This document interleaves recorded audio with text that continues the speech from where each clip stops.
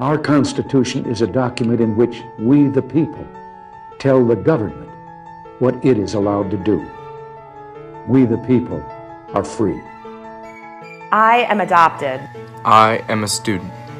I am a veteran of the United States Navy. I am an immigrant. I'm a first-generation American. I'm Jewish. I am a teacher.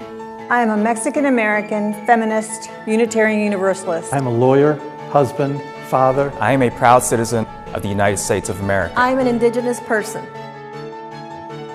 We are citizens of the United States of America. We the people. We the people. We the people of the United States. In order to form a more perfect union. A more perfect union. Establish justice. Ensure domestic tranquility. Provide for the common defense. Promote the general welfare. And secure the blessings of liberty to ourselves and our posterity. Do ordain and establish this Constitution. This Constitution. This Constitution for the United States of America. United States of America.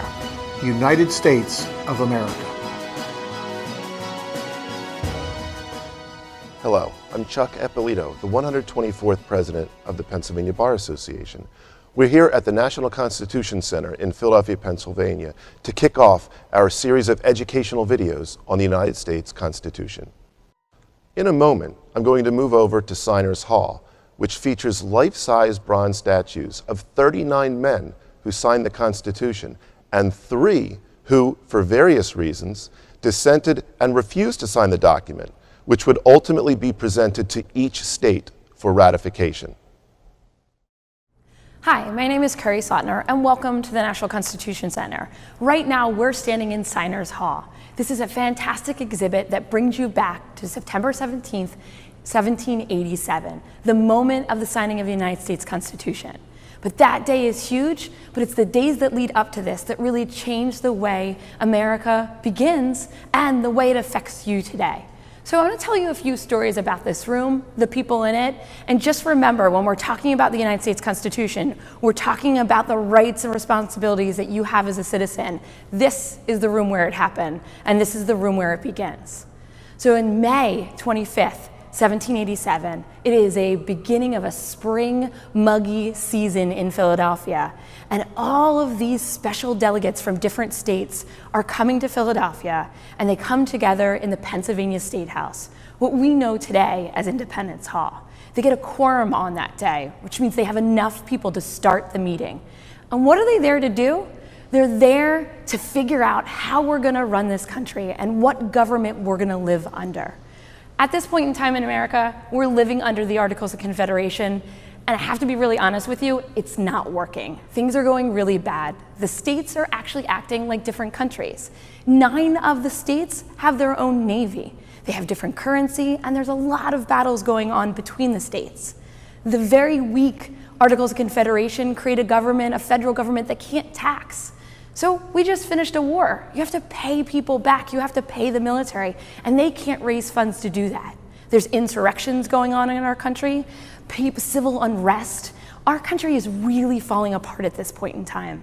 So the delegates of the states come to Philadelphia. They come together on May 25th, and they spend a long, hot, sweaty, and slightly smelly summer here in Philadelphia trying to hash out a government for the people, but also a government that has power over the people to bring this country together, to act like a country and not separate countries. They fight about a lot, you can imagine. But when I say that they fight about it, and sometimes it's absolutely heated, and a few of the ideas almost tore them apart. But what they fight about is how are they going to balance the power of this government with the people? How are they going to set up a federal government still respecting the states? How are they going to protect the individual? And then how are they going to balance between big states and small states? All of these battles come up and all these discussions come up, and it takes them the entire summer to get through it. And at the end of the summer, they wind up with the Constitution, the supreme law of the land. But here's my favorite part, and this is what I refer to as the game changer in America. At the end of the convention, they have this document, and many of them, but not all, sign it and say to the people, here you go, back to you. This concept that it wasn't law, even though the greatest thinkers at that time, and maybe of all time, said that this is the best we could come up with, this is the best we could do, and we think it's really good. And they were smart enough to put in ability to edit with Article 5 in the amendment process. But they give it back to the people for ratification, back to the states for ratification. This is a game changer. This sets up an idea of popular sovereignty, that our country is different and that our country has the voice of the people in it. It goes to the states for ratification. But let's be honest, who could vote for that? It was white male landowners. Property was a huge discussion during this convention and was a huge discussion at this time period. So even though it wasn't all the people that we think of today, it was different than so many other countries, that people of the country had some voice in their government, that it wasn't the government just leading, that people had voice in it. This is birthed with the Constitution. And this changes our country. It affects us every single day today, but it also changes the world. I always think about it as a ripple in a pond, that the idea of popular sovereignty that's born in the Constitution is like when you throw a rock into a calm lake and the ripples spread across the entire world. Democracy is born here.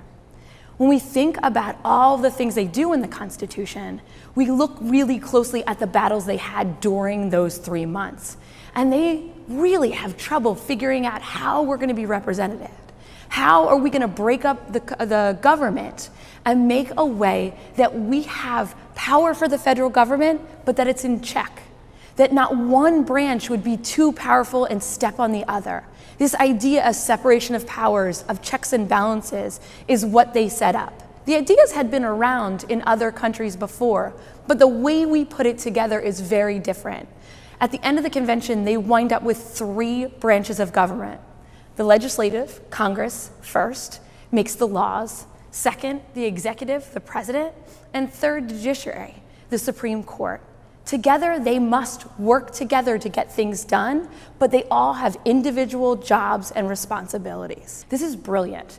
By creating this federal power and separating these powers, they put a check on mankind. Their big worry, and you think about it, we have a revolution over this, is to have a power that's so strong in the revolution, a monarch, but they didn't want to create a federal government that was so strong that it stepped on the states and that it stepped on the individuals. So they separate the power and make them all work together to keep things in check.